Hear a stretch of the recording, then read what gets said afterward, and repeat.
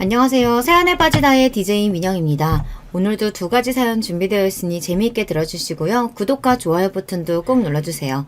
그럼 오늘의 사연 바로 시작해 볼게요. 안녕하세요. 저는 다사다난한 결혼 생활을 끝내고 다시 싱글로 돌아온 40대 직장인입니다. 이곳 채널에 사연을 올려주시는 여러분들은 주로 결혼 생활에 대한 이야기를 하시니 알고 계시겠지만 결혼 생활하면서 참 볼 꼴 못 볼 꼴 다 보게 되잖아요. 저 역시 이혼까지 할 정도였으니 정말 어디 가서 이야기하기 남사스러울 정도로 5만 가지의 일을 다 겪었다고 할 수 있죠. 사실 처음 결혼할 때 이혼을 염두하고 결혼한 사람이 어디 있겠어요.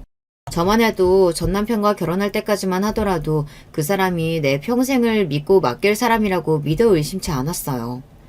당연히 늙어 죽을 때까지 서로의 곁을 지키리라 생각했죠. 결과적으로 그렇게 생각한 사람은 저 하나뿐이었지만 말입니다. 그래도 네가 내 아들이랑 살 부대끼며 산 세월이 10년인데 마지막까지 이렇게 내 아들 앞길을 막아야겠어? 새 며느리 볼 생각에 10년 보고 산 며느리 내치는 시어머니도 있는데 지은 쟤만큼 벌 받는 게 뭐가 대수라고. 이제 서로 얼굴 보고 살 일 없는 남남인데 나한테 와서 이러지 말고 아드님 앞으로 남은 인생 순탄지 않을 텐데 그거나 신경 쓰시던가. 비록 평생의 동반자라 여기고 믿었던 전남편에게 배신당했으니 그런 뻔뻔한 전남편과 전남편 역성만 들었던 낯짝 두꺼운 전 시어머니에게 제대로 복수를 해주고 나왔습니다. 먼저 잘못한 인간들이 떵떵거리며 잘 살도록 두고 볼 수만은 없잖아요. 제가 또 대로받은 건 말로 갚아주는 한 성격 하는 여자거든요. 배신자 전 남편과 전 시댁을 제대로 응징해주고 탈출한 제 이혼 이야기, 지금부터 시작해 볼게요. 전 남편과 저는 같은 학교 캠퍼스 커플 출신이에요. 학교 다닐 때 나름 유명한 커플이어서 같은 과에서 저희가 연애하는 걸 모르는 사람이 없을 정도로 떠들썩하게 연애를 했더랬죠. 처음부터 제가 적극적으로 전 남편에게 호감을 표시했기 때문에 다른 여자들이 감히 전 남편에게 다가올 생각도 못하기도 했고요. 지금 생각하면 뭐가 그렇게 좋다고 매달렸는지 싶네요. 하여튼 어린 마음에 제 사랑만이 진실한 사랑이라고 생각했고 첫사랑이었던 전 남편은 평생을 함께해야 할 제 하나뿐인 짝이라고 생각했어요. 같은 학교에 같은 전공에 겹치는 게 많다 보니 공유하는 지인도 비슷했습니다. 집안 환경도 저희 두 사람이 크게 차이나지 않았고요. 둘 다 부잣집에서 크지 않았지만 부모님께서 대학까지 집에서 보내주실 정도의 그런 경쟁력은 있으셨어요. 사회 경험 삼아서 아르바이트를 해보긴 했으나 집에서 용돈도 주셨기 때문에 굳이 아르바이트를 해야 하는 형편도 아니었어요. 학생 때까지만 해도 집에서 주시는 용돈으로 데이트 비용을 충당하기도 충분했고요. 한마디로 자라면서 돈 때문에 쪼들려 본 적이 없는 사람들이었습니다. 부모님께 감사드려야 할 일이죠. 그러다 보니 돈 씀씀이나 사고방식도 비슷할 수밖에 없었습니다. 만나면서 싸우는 일도 손에 꼽게 드물었기 때문에 어쩜 이렇게 나한테 꼭 맞춘 듯한 사람이 있는 건지 신기할 지경이었어요. 동기들도 항상 입을 모아 이렇게 이야기했습니다. 니들은 진짜 졸업하자마자 결혼할 것 같다. 이렇게 유런하게 사귀어놓고 헤어지면 너네는 이혼이나 마찬가지야. 저 역시 비슷한 생각이었어요.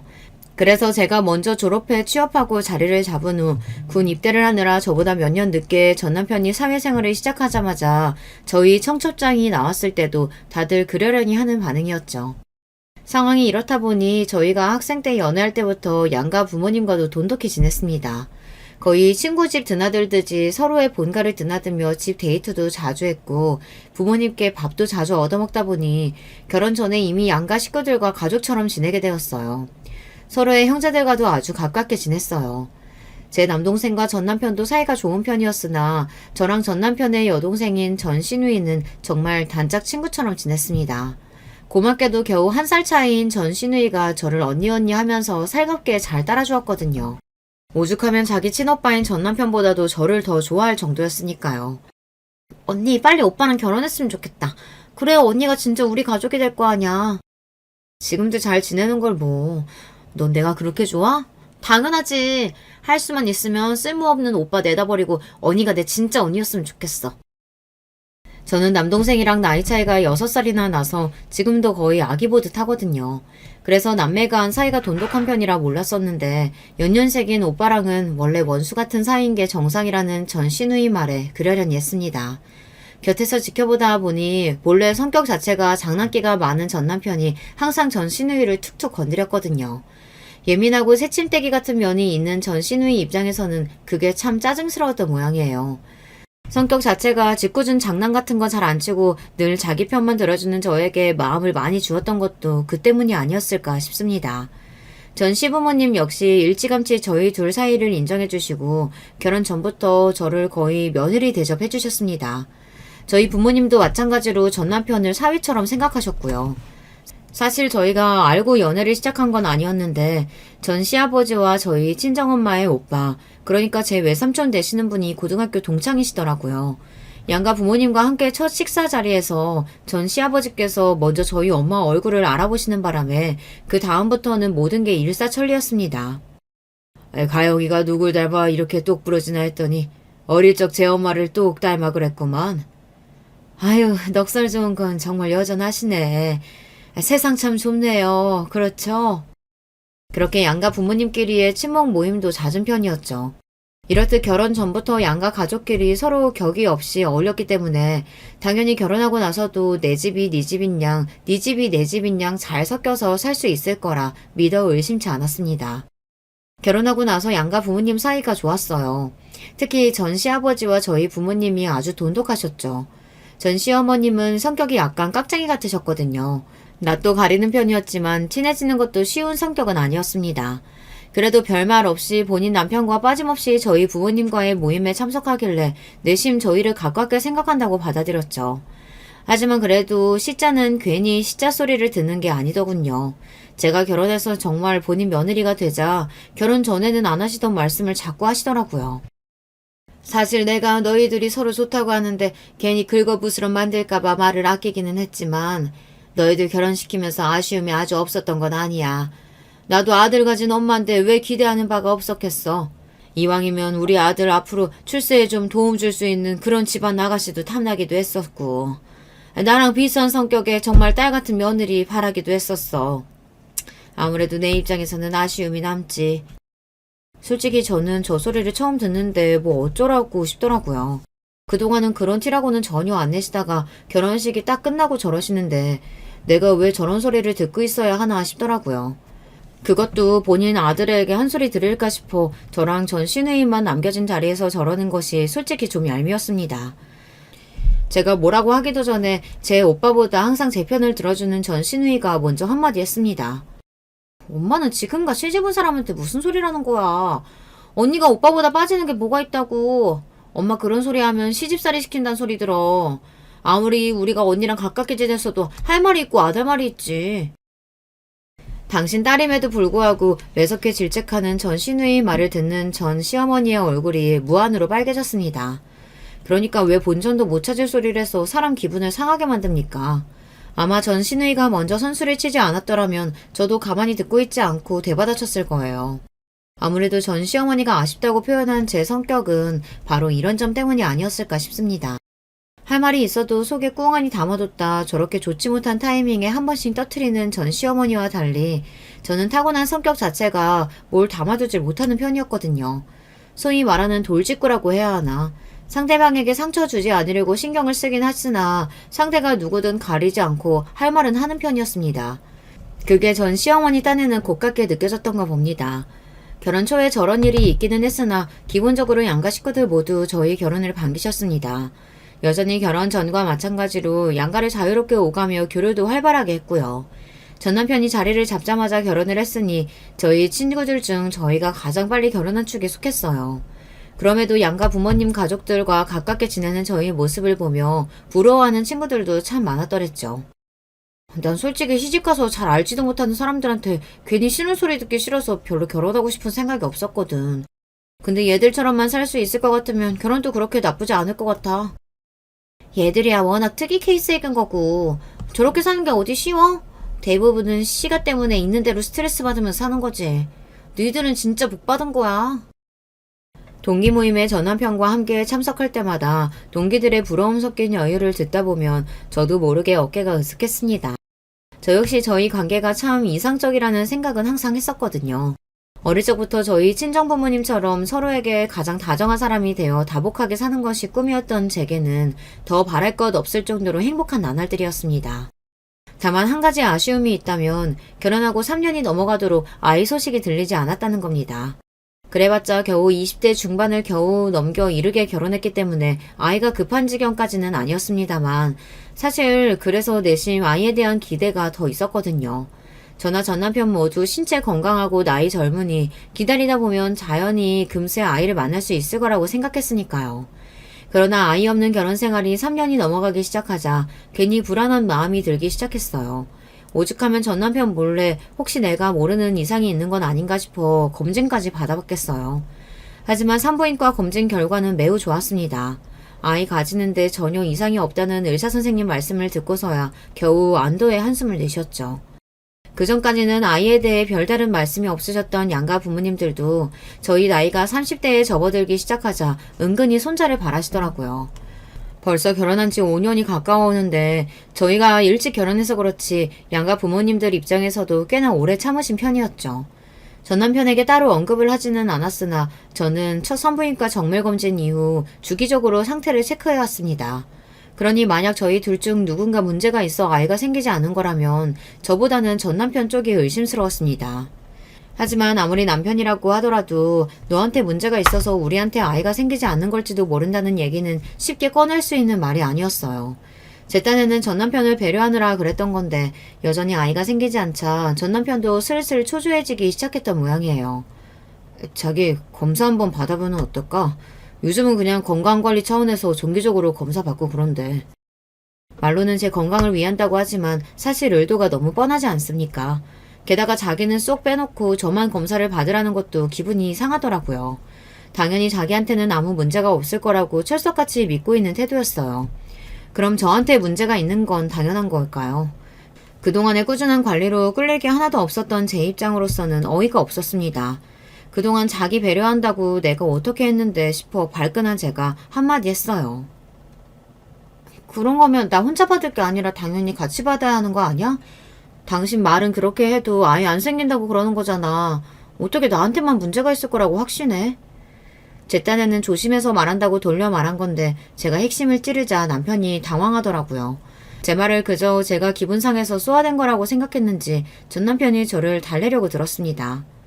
그래, 자기 말이 맞지. 내가 실수했네. 우리 같이 검사 받아보자. 자기는 당연히 별 문제 없을 테니 대수롭지 않다는 듯 대답하는 전 남편한테 여전히 마음이 상했어요. 하지만 한편으로는 어떻게 하면 저 사람이 상처받지 않게 하면서 검사를 받을 수 있게 할 수 있을까 고민이 많았기에 이것도 기회다 싶었죠. 그렇게 전 남편과 함께 받은 산정 검사 결과가 나왔습니다. 저야 말할 것도 없이 건강하고 깨끗하게 나왔죠. 예상했던 결과였습니다. 그런데 전 남편은 아니었어요. 여기 보시면 이게 정자 활동성을 촬영한 영상인데요. 옆에 보시면 이게 정상 수치고요. 환자분이랑 차이를 아시겠나요? 환자분 경우는 정상 수치에 비해 정자수나 정자 운동성이 많이 떨어지는 편이세요. 한마디로 말해 임신이 불가능하다고는 할 수 없으나 그렇다고 남들처럼 임신이 쉽지는 않다는 거였습니다. 쉽게 말해 전 남편 쪽이 난임이었다는 거죠. 그 소리를 들은 전 남편의 얼굴이 눈에 띄게 굳었습니다. 당연히 자기는 그쪽으로는 건강하다고 자부했는데 전혀 뜻밖의 소리를 들으니 남자로서 자존심이 꽤나 다친 모양이었습니다. 억울한 누명을 벗은 제 입장으로서는 이제 저 때문에 아이 안 생긴다는 은근한 압박에서 벗어날 수 있다는 것 외에는 딱히 좋을 게 없었죠. 어쨌든 우리에게 아이가 쉽게 생기지 않을 거라는 걸 확인받기도 했고 제 쪽에만 문제가 있을 거라고 전제한 전 남편에게 기분이 상하기는 했으나 저라고 이런 결과를 바란 적은 추호도 없으니까요. 전 시부모님도 내신 전 남편과 생각했던 게 비슷했던 모양인지 제가 직접 전하지든 못하고 전 시누이를 통해 소식을 전해 듣고 적잖이 놀라신 모양이었습니다. 자기 아들 때문에 아이가 잘 안 생기는 거라는데 이제 제 탓도 못하실 거고 전 시어머니 속도 말이 아니었을 거예요. 그 무렵에는 제 몸에 이상이 있는 거 아니냐고 저를 은근히 긁곤 하셨거든요. 애초부터 자식 낳겠다고 저 사람이랑 결혼한 것도 아니고 저는 이루 씨만 있으면 돼요. 너무 마음 쓰지 마세요. 어떻게 아쉬움이 없을 수 있겠으나 자식은 부모 뜻대로 생기는 존재는 아니잖아요. 애초부터 우리 사이에 아이가 없는 거였다면 하늘의 뜻이 그러할진데 우리가 뭘 어찌할 수 있는 일이 아니다 싶었습니다. 남편과 함께 검사받기 전부터 이런 상황을 아예 예상하지 못했던 것도 아니었고요. 이미 제 입장에서는 어느 정도 마음의 정리가 된 상태였습니다. 그렇기에 진심으로 저는 괜찮다는 뜻을 전한 거였는데 전 시어머니 입장에서는 저 말조차 자기 아들의 허물을 짚는 수치스러운 말이었던 모양입니다. 사실 이제 와서 이야기지만 제 입장에서는 전 남편 쪽에 하자가 있는 입장인 거잖아요. 제 쪽에서 못마땅해 해도 모자랄 판에 오히려 전 시어머니 눈치까지 보려니 이게 무슨 짓인가 싶더라고요. 그 뒤로 전 남편이 눈에 띄게 의기소침해졌습니다. 난임 치료를 받는 여성분들도 마음의 고충이 참 크시겠지만 난임은 남자들 입장에서도 참 자존감이 떨어지는 일인가 보더라고요. 이게 참 아내인 제 입장에서 이불 떼기가 난감한 문제라서 뭐라고 말을 하기도 참 그렇더라고요. 그저 혹여나 제 말 한마디에 전 남편이 더 위축될까 싶어 말도 더 조심스럽게 하게 되다 보니 의도치 않게 저희 둘 사이도 좀 서먹해진 기분이 들었습니다. 물론 저희 친정부모님 입장에서야 걱정이 이만저만이 아니셨죠. 제가 애써 임신이 아주 불가능한 건 아니라는 이야기를 드렸으나 저희 부모님 입장에서 그런 소리가 귀에 들어올 리가 없었습니다. 여자 쪽이 임신이 힘든 것 같으면 시험관하기니 수정이니 뭐 이것저것 시도라도 해볼 수 있지. 남자 쪽이 저러면 별달리 할 수 있는 조치도 없고 정말 어쩌니? 너희가 일찍 결혼할 때 내심 남들보다 이르게 손주 품어볼 수 있겠다 싶어 기대했었는데 우리도 우리지만 네가 얼마나 단란한 가정 꾸리는데 진심이었는지 아는데 어떻게 부모 맘이 아무렇지 않을 수가 있겠어. 저야 전 남편을 사랑한다는 마음 하나로 다른 건 극복할 수 있다고 생각했으나 함께 자식 낳아 키워본 부모님들 생각은 역시 다르시더라고요. 지금이야 사랑만으로 모든 걸 극복할 수 있다고 생각하지만 나이 들어 자식의 부재를 느끼면서도 그럴 수 있을지 걱정하시는 게 제 눈에 뻔히 보였습니다. 하지만 그렇다고 해서 제가 할 수 있는 일도 없잖아요. 그저 전 남편이 어서 마음을 추스러주기만을 바라고 또 바랬습니다. 그러는 와중에 또 시간은 속절없이 흘러갔어요. 어느새 결혼 8년 차에 접어들다 보니 결혼한 친구들로부터 하나 둘 2세 소식이 전해졌습니다. 대부분이 저희보다 한참 늦게 결혼했는데도 아이를 본다고 하니 제 기분도 이렇게 싱숭생숭한데 전 남편 마음은 오죽할까 싶었습니다. 한동안 마음을 잘 다스리고 있다고 생각했는데 주변에서 저런 소식이 자주 들려오다 보니 전 남편 심기가 꽤 날카로워져 있었어요. 그러다 보니 제가 많이 참으려고 노력함에도 불구하고 다투는 날이 잦아졌습니다. 별거 아닌 일에도 전 남편 말투는 늘 어떻게든 제게 싸움을 걸려고 하는 사람 같았고 제가 참다 한마디 하면 그걸 가지고 물고 늘어지는 게 반복되었죠. 어떨 때는 서로 소리 지르며 싸우면서도 뭐 때문에 싸웠는지 기억도 못할 정도였어요. 당신 말을 꼭 그런 식으로 해야겠어? 나 진짜 요즘 당신 눈치 보여서 숨도 제대로 못 쉬어. 내가 당신한테 뭘 바라고 이러는 게 아니잖아. 그냥 집에서 우리 둘만 있을 때라도 편하게 지낼 수는 없겠어? 또 다 내 잘못이라는 거야? 눈치를 봐도 내가 당신 눈치를 보지 당신이 왜 내 눈치를 봐? 제 눈치를 본다는 사람이 어떻게든 제 잘못을 찾아내려고 저리 혈안이랍니까? 그 즈음에 전 남편은 이미 제가 사랑하던 20살 시절의 그 다정한 사람과는 거리가 멀었습니다. 아이 문제야 사랑으로 당연히 극복할 수 있다고 믿었던 저와는 달리 전 남편은 자신의 난임 판정이 자기 인생의 어마어마한 오점으로 남은 것 같았어요. 그 콤플렉스가 자기와는 달리 아무런 이상이 없다는 저를 볼 때마다 더 실감이 났겠죠. 그걸 이해하지 못한 건 아니었습니다. 그러니 아무 잘못도 없으면서 전 남편 눈치를 그리 봤던 거니까요. 하지만 그 문제로 전 남편의 자격지심이 날이 갈수록 심해지자 부부 관계 자체에 위기가 찾아왔습니다. 저는 제가 결혼해서 이렇게 살게 되리라고는 생각도 못했기 때문에 당시 심적으로 너무 괴로웠어요. 이럴 때마다 저를 위로하고 달래주었던 게 바로 전 시누이였습니다. 그 무렵에는 전 시누이도 결혼해서 아이를 기다리고 있었어요. 그러다 보니 본인 오빠임에도 불구하고 여자 쪽인 제 입장을 잘 이해해 주더라고요. 언니가 진짜 보살이다 보살이야. 언니가 자기를 얼마나 봐주고 있는데 못긴 놈이 성낸다더니 왜 자기가 저래? 그런 자기 보는 언니 속이라고 어디 속이겠어? 내가 너 아니면 어디 가서 이런 소리를 하겠어. 속이 답답하고 문드러져도 다른 것도 아니고 내 사람 허물인데 어쩌겠어. 그저 내가 안고 가야지. 상황이 이렇다 보니 양가 관계도 애매해졌습니다. 양가 돈독한 관계를 유지할 수 있는 건 결혼시킨 자녀 부부가 사이가 좋을 때나 가능한 일이었다는 걸 그제야 깨닫게 되었어요. 저희 집에서는 하자이는 사위 때문에 매일같이 마음고생해서 딸내미 살이 쑥쑥 빠지는데 사위가 예뻐 보일 수가 없었겠죠. 그나마 전 시아버지께서는 아이를 원함에도 전 남편 때문에 애써 욕심을 누르고 사는 당신 며느리에게 미안한 마음에 전보다 더 살뜰하게 신경을 써주셨으나 전 시어머니는 달랐습니다. 마치 자기 아들에게 하자 도장을 찍은 게 저라도 된다는 듯이 저를 원망하는 것 같았어요. 사실 제가 아니더라도 다른 누군가와 결혼을 했는데 계속 아이가 안 생기면 검사를 했겠죠. 그러니 저 자체보다는 며느리가 될 그 누구라도 전 시어머니 눈에 미워 보였을 거예요. 하필 재수없게 그 자리를 제가 차지한 셈이고요. 그래도 본인 아들 쪽에 문제가 있는 거라는 인식은 하고 계신 모양인지 예전처럼 저를 은근히 긁는 일은 좀 줄어들었어요. 비록 불만에 가득 찬 못마땅한 시선은 여전했으나 그 무렵에는 저도 전 남편과의 갈등 때문에 다른 데에 기운을 소비할 정신이 없었죠. 전 남편과 소원해지다 보니 허한 마음을 다른 지인들과의 만남으로 풀게 되더라고요. 사실 연애할 때도 그렇고 결혼해서 양가 집안 모두 사이가 좋았을 때도 그렇고 그 생활이 너무 마음에 들다 보니 오로지 저희 식구끼리만 어울리려고 하고 다른 지인들과의 관계에 소홀했던 게 사실이었어요. 상황이 이 지경에 이르고 나니 친구들을 찾으려고 하니 좀 미안하기도 하고 무안하기도 했어요. 하지만 제 마음이 허하니 그런 염치 없는 짓도 하게 되더라고요. 다들 티는 내지 않았지만 친구들도 대강 돌아가는 상황은 짐작한 듯 했습니다. 다른 거 묻지 않고 살갑게 맞아주는데 그저 고맙더라고요. 흐른 시간이 시간인 만큼 친구들 사는 모습도 은근히 변한 게 많더라고요. 그 중에서도 특히 저랑 마음이 잘 맞던 친구는 최근에 자기 회사를 새로 차렸다기에 놀랐습니다. 그 친구는 언론학을 전공해서 기자를 하던 친구였어요. 정의감과 사명의식이 투철한 아주 강직한 친구였죠. 나름대로 제 성격도 한 돌직구 하는 탓에 통하는 게 많은 친구였습니다. 유명 신문사에 기자로 취업해서 바쁘게 사는 것까지는 알고 있었는데 남들은 들어가기도 힘들다는 그 좋은 회사를 때려치우고 독립 언론사를 꾸렸다는 소식에 역시 대책에 사는 친구구나 싶었습니다. 나라고 잘 다니던 회사 때려치우고 싶었겠어? 다 위에서 압박이 들어오니까 더러워서 때려치운 거지.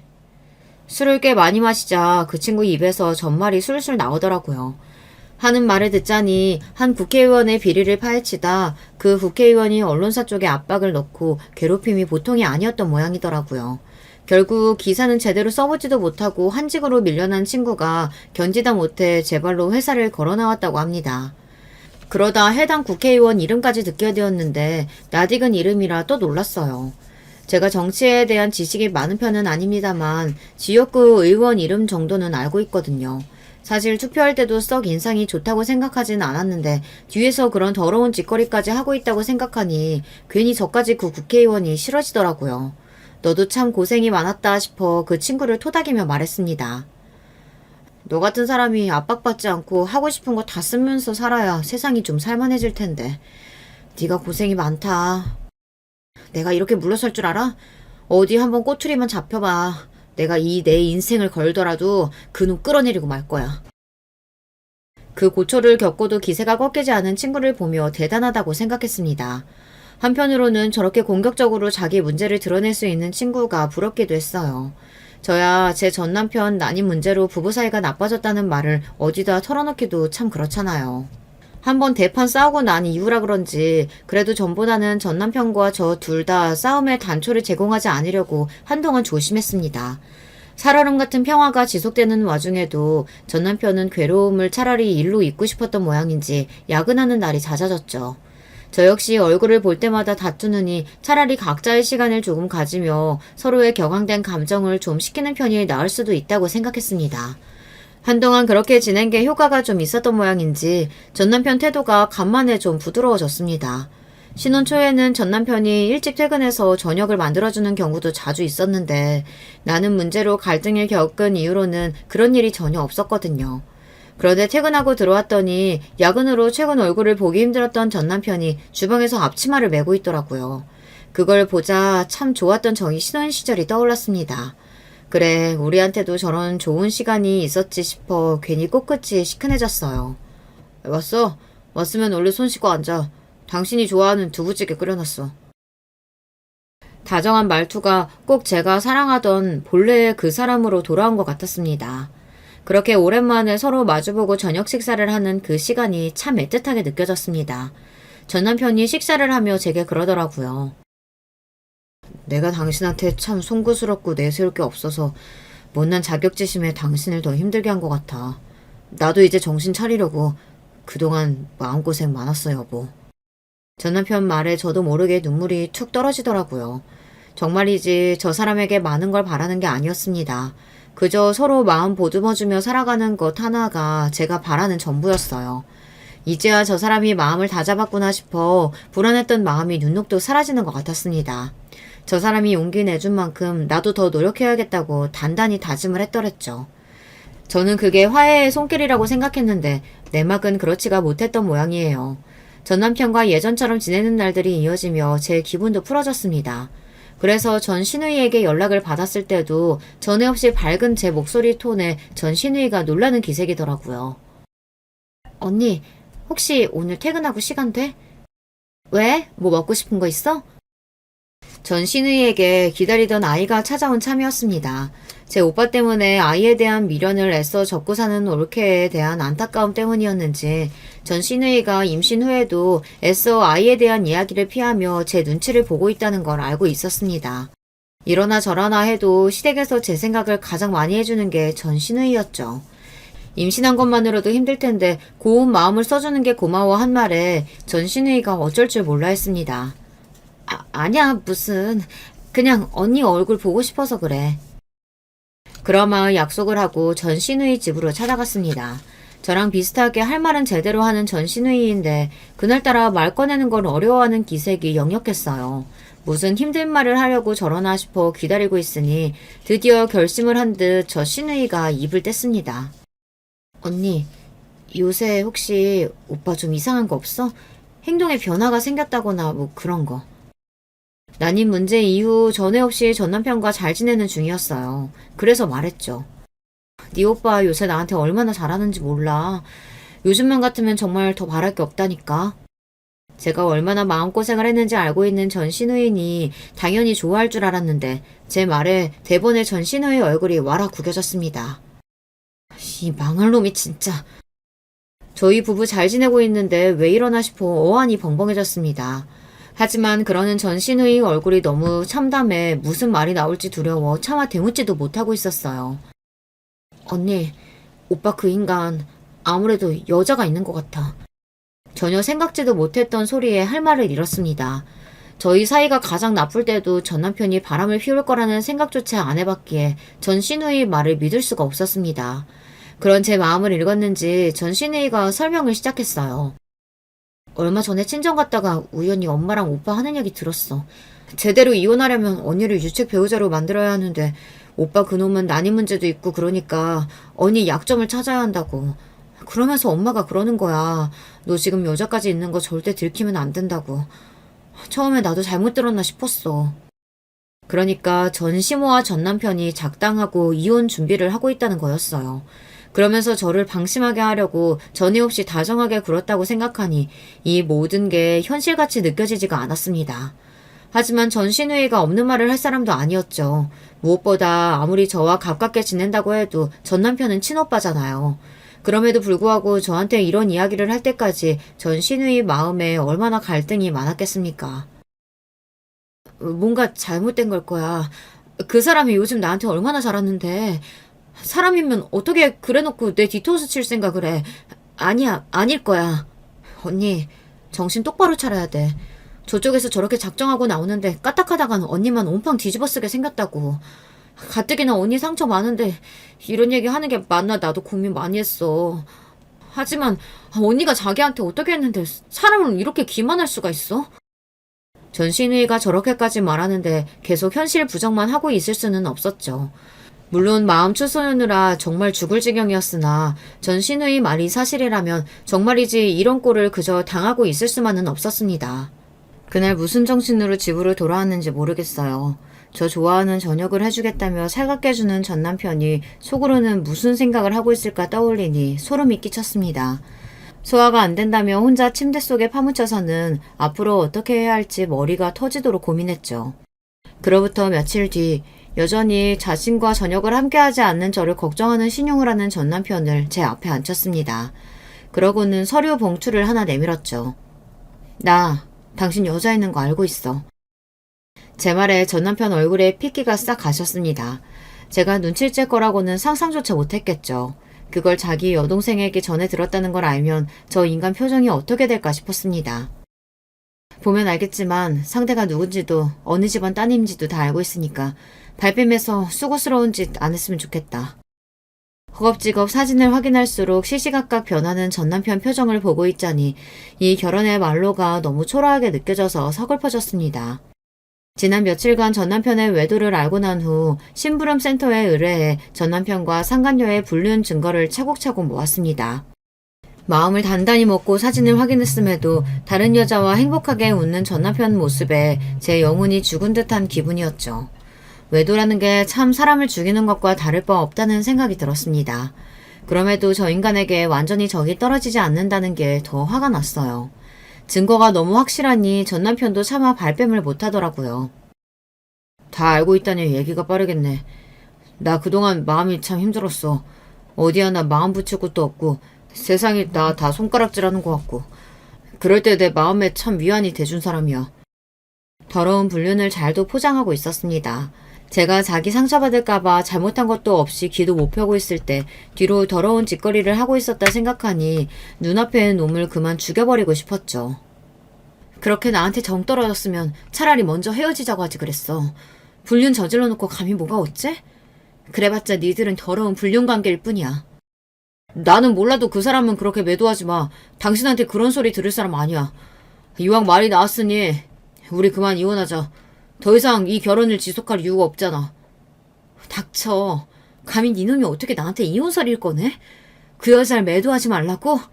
더러운 불륜녀 감싸봤자 그저 천박한 년한테 넘어간 등신 주제. 어디서 감히 내 앞에서 그 여자 편을 들어? 이혼 못해. 누구 좋으라고 내가 이혼을 해? 그렇게 전 남편 보는 앞에서 그간의 서름을 다 토해내듯 악을 썼습니다. 그날의 대화는 거기서 더는 진전이 없었어요. 모든 사실이 까발려지자 더는 저랑 살 생각이 없다는 듯 서둘러 짐을 싸서 나가는 전 남편을 보며 서러움에 주저앉아 꺼이꺼이 오열했습니다. 한때는 세상 모든 사람들이 제게 등을 돌려도 저 사람만큼은 제 곁에 남아주리라 생각했는데 그게 그렇게 가볍디 가벼운 관계였다 생각하니 허망함에 견딜 수 없이 마음이 쓰렸습니다. 비겁하게도 전 남편은 집을 나가고 나서 제 연락을 받지도 않더라고요. 이혼하자는 말 한마디로 자기 입장은 다 전했다는 건지 끝까지 상황을 회피하는 태도에 제 분노만 걷잡을 수 없이 커져만 가고 있었어요. 기다리던 전 남편한테는 소식이 없고 대신 반갑지 않은 인물이 저를 찾아왔습니다. 전 시어머니였어요. 이루한테 얘기 들었다. 알 건 다 알고 있다고 하니 얘기가 빠르겠구나. 잔말 말고 우리 아들이랑 이혼해. 며느리 직장 앞까지 찾아와 불륜 저지른 제 아들과 이혼하라는 전 시모의 말에 입을 찢어버리고 싶었습니다. 뭐가 그리 좋은지 통쾌해 보이기까지 한 낯짝을 보자 저게 인간인가 싶었죠. 제가 왜요? 저한테 좋을 게 뭐가 있다고요. 제가 이혼 안 해주면 그 여자야 영영 불륜녀고 당신 아드님도 결국은 불륜남으로 소문 쫙 퍼질 텐데 내가 미쳤다고 곱게 이혼해줘요? 너 언제까지 내 아들 앞길 막을 참이야? 내가 처음부터 너 마음에 안 들었어. 지금 우리 이루가 만나는 애가 어느 집 따님인지 나 알고나 그래? 무려 국회의원 따님이라고. 너같이 아무것도 볼 거 없는 집안 딸이랑 비교가 될 것 같냐고. 내 아들도 처가덕 좀 보고 팔자 좀 피자. 너랑 애도 하나 없이 삭막하게 사는데 각자 갈 길 가서 자식도 보고 살면 좀 좋아? 하는 말 한마디 한마디마다 기가 차서 실소가 다 나오더군요. 제 아들이 씨가 없어 못 본 손자 여자 바꾼다고 볼 수 있답니까? 여전히 어떻게든 가정 파탄의 원인을 제게서 찾으려 드는 전 시어머니의 꼴을 보니 괜히 시자가 아니다 싶었죠. 네, 국회의원 따님씩이나 돼서 씨도 없는 하자품을 뭘 보고 불륜씩이나 저지르는지 그 여자도 어지간히 멍청한 게 아니다 싶더라고요. 사람 멋대로 다루고 싶어하는 어머님이니 어머님 수준에 딱 맞는 며느리긴 하네요. 뭐야? 제 말에 발끈하는 전 시어머니 꼴이 우스웠습니다. 그러나 그때만큼은 본인 기분보다 어떻게든 제게서 이혼 약속을 받아내는 게 중요하다 생각한 모양인지 억지로 성질을 누르더군요. 너도 애 갖고 싶어 했잖아. 네 말 맞다나 니들 사이에서 아이 보기도 힘든데 너도 새 출발하면 나쁠 게 뭐가 있니? 일 복잡하게 만들지 말고 조용히 바로 이혼해주면 재산 분할 말고도 위자료조로 돈 3억 준비해 줄 테니 너도 너무 감정적으로만 생각하지 말라 이 말이야. 이미 전 남편이 집을 나간 시점에서 이 결혼 생활은 파탄난 거나 다름없었습니다. 유책 배우자인 불륜을 저지른 남편이 가출까지 했으니 혼인이 깨진 건 전적으로 전 남편 책임이었죠. 소송을 걸면 무조건 제게 유리했으나 저도 길게 끌 생각은 없었습니다. 아무리 전 남편 책임이라 하더라도 이혼 소송이라는 게 좀 사는 집 아닌 이상 위자료가 3억 원씩이나 나올 리가 없었고요. 마음이 뜬 이상 저 역시 하루라도 저 징그러운 인간들과의 관계를 더는 지속하고 싶지 않았습니다. 다음에 나올 때 서류 제대로 준비해서 가지고 나와요. 사막에서 10원짜리 한 장이라도 빠지면 두 년놈들을 나락으로 보내줄 테니 헛짓거리 할 생각하지 마시고요. 그렇게 합의 이혼에 대한 협의를 마쳤습니다. 제가 이혼하겠다는 것만 기다린 모양인지 드디어 전 남편 놓은 납작을 구경할 수 있었어요. 이혼도 제 손으로 못해서 지 어미 치맛자락에 매달려 나온 꼬락서니를 보고 있자니 저런 모자란 것을 아등바등 붙잡고 산 10년 가까운 세월이 아까워 장이 꼬이는 것 같았습니다. 그렇게 시원하게 이혼 도장을 찍고 서류를 제출했죠. 약속대로 곧장 3억 원이 제 통장에 찍혔습니다. 상간녀와 새 출발할 생각에 감히 제 앞에서 표정 감출 생각도 못하고 두 모자 입이 귀에 걸린 꼴이 혐오스러웠어요. 자기들 새 출발에 걸림돌인 저까지 치웠으니 속이 후련하겠죠. 하지만 세상 일이라는 게 그런 법이 아니죠. 그래도 함께한 세월이 10년이 다 돼가는데 니놈도 낯짝이 참 두껍다. 지금이야 세상이 다 네 것 같지? 그게 언제까지 가는지 두고 보겠어. 다 끝난 마당에 내뱉는 악담 정도로 생각했는지 가소롭다는 듯 쳐다보는 전시무였습니다. 그나마 전 남편 놈이 제 눈치를 살피는 것 같았으나 어차피 제 어미랑 똑같은 놈이었죠. 그렇게 저는 두 인간들을 남겨두고 미련 없이 돌아섰습니다. 다음날 인터넷 포털 사이트에 한 국회의원 자녀의 불륜 이슈가 검색어로 등장했습니다. 첫 기사는 이니셜로 등장했으나 원래 불륜처럼 자극적인 화제야 네티즌들 관심을 끄는 법 아니겠습니까? 얼마 지나지 않아 해당 국회의원의 실명이 떴죠. 제가 거주하던 지역구의 국회의원이었던 한택수였습니다. 신상이라는 게 한번 털리기 시작하면 걷잡을 수 없는 것이다 보니 당사자인 상간녀 신상 역시 금세 밝혀졌습니다. 국회의원 한택수의 딸 한지호의 사진이 순식간에 인터넷에 쫙 퍼졌습니다. 본래 국회의원 딸이야 네티즌들 관심을 자극하는 신분은 아닙니다만 불륜은 또 얘기가 다르니까요. 해당 불륜녀가 상간남의 아내와 이혼시키려고 돈까지 먹여 협박했다는 이야기가 곁들여지면서 국회 게시판은 한택수와 한지호에 대한 욕설로 도배가 되었습니다. 사태가 이 지경에 이르자 전 남편과 전 시어미가 득달같이 저한테 달려오더군요. 퇴근길에 제 집 앞에 죽치고 앉아있는 꼴을 보니 발등에 불이 떨어져도 단단히 떨어졌다 싶어 고소했습니다. 그 대단한 집 양반들이 고작 저 못난이들 때문에 그 소문을 겪고 있는데 저것들을 가만히 둘 리가 있겠습니까? 그 기세를 못 견디니 어떻게 해보겠다고 감히 저한테까지 찾아올 생각을 한 거겠죠. 남의 집 앞에서 뭐 하는 짓이야? 니들 꼴 보기 싫으니까 내 집 앞에서 썩 꺼져. 너 도대체 무슨 짓을 한 거야? 뭘 어쨌길래 네 주제에 그 높으신 분들 기사를 터뜨려? 어제 이혼 도장까지 잘 찍어놓고 이게 무슨 짓이야? 내가 너랑 이혼 도장 찍었지 너 가만히 둔다고 그랬어? 너는 물론이고 그 더러운 년한테도 곧 상간녀 소송장 갈 테니까 둘이 손잡고 소송 준비나 해. 위자료를 3억씩이나 받아놓고 이게 무슨 짓이야? 그럴 거면 내 돈 다 토해내. 자식 새끼 개새끼로 키워놨으면 그 정도는 써야지. 곧 국회의원 사돈 되실 분이 간이 그렇게 콩알만 해서 쓰겠어? 아, 기사까지 난판이니 그것도 물 건너 갔다고 봐야 하나? 천박하게 노란한 주제에 신나서 어쩔 줄을 모르더니만 꼴 좋네. 저들 꼴을 한껏 비웃는 저를 보며 전 남편과 전 시어미가 분해서 부들부들 떨었으나 제까지 것들이 뭘 어쩔 수 있었겠어요. 기사가 나가는 건 이혼 도장을 찍기 전부터 결정된 일이었습니다. 전에 제가 말씀드린 독립 언론사 차린 친구 기억하시나요? 그 친구를 자천시켰다는 게 바로 저 국회의원 한택수였거든요. 일이 풀리려니 이렇게 풀리려나 싶어 저도 속으로 많이 놀랐습니다. 저는 모은 불륜 증거를 가지고 그 친구를 만났습니다.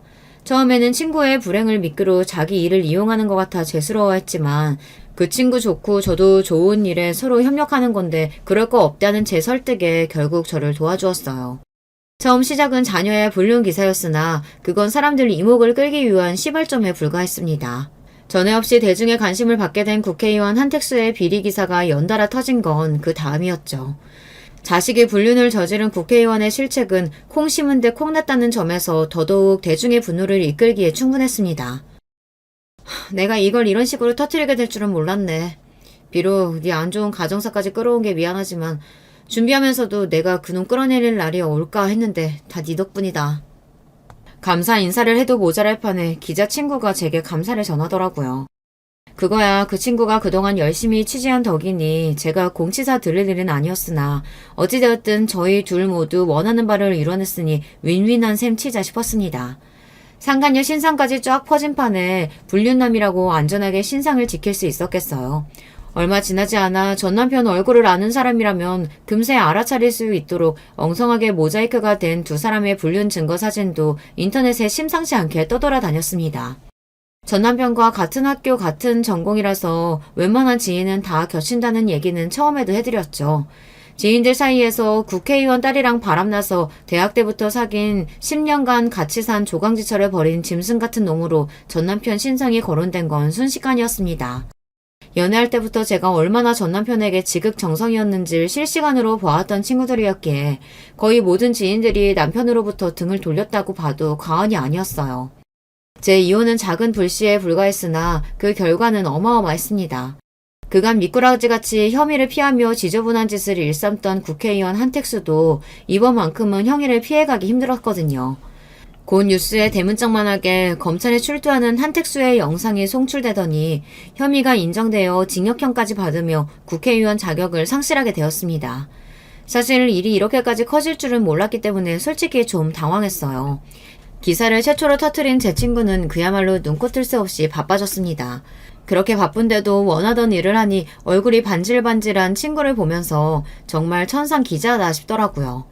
제 불륜 때문에 본인 집안이 풍비박산 났는데 상간녀라고 멀쩡하겠습니까?